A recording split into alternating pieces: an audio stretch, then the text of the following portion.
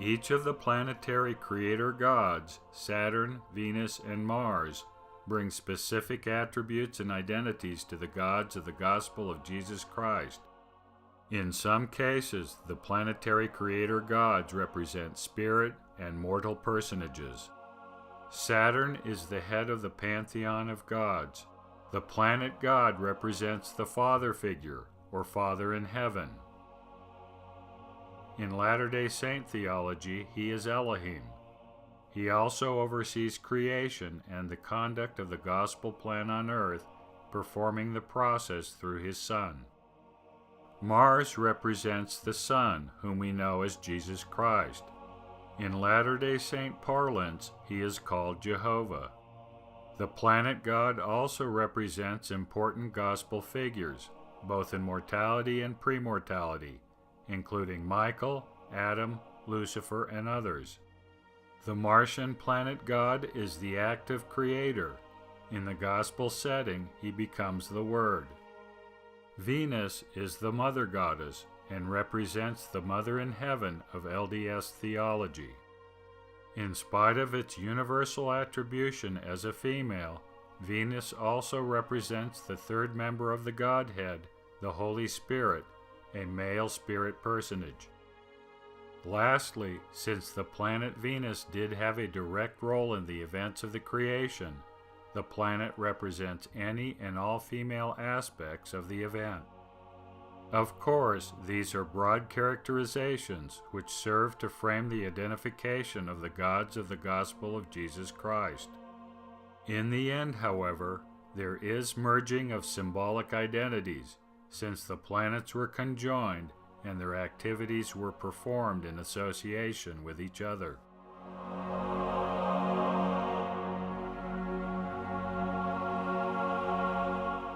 Later in the development of the polar configuration, a glorious event occurred, an explosion of light. This was fiat lux, or let there be light. David Talbot explains the event. Many variations on the creation theme connect the central eye with an emerging triangular form interpreted as the visible name of the Creator himself.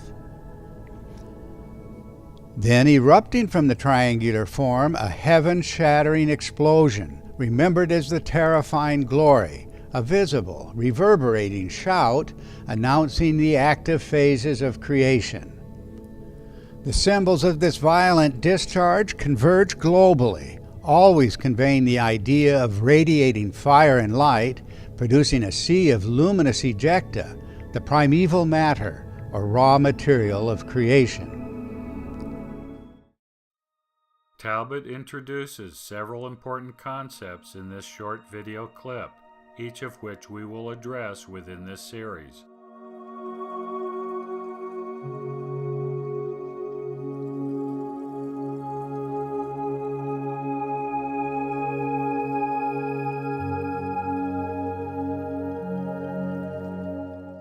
We begin with the visible, reverberating shout of creation.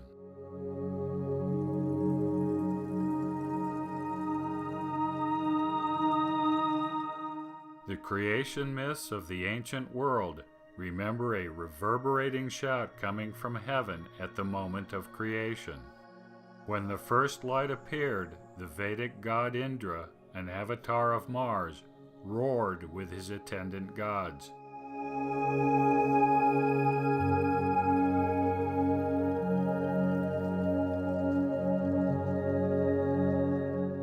In Central American lore, the first appearance of the morning star on the cosmic mount Amactan was attended by shouting.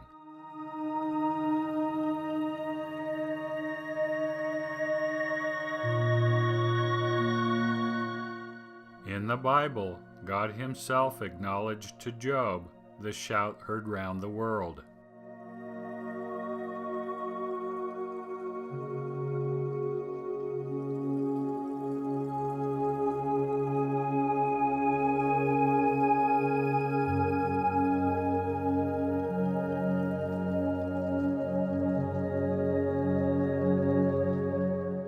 The morning stars were precisely the morning stars. They were the stars or planets at the morning of creation, Saturn, Venus, and Mars. They shouted and sang for joy amid the glory of creation.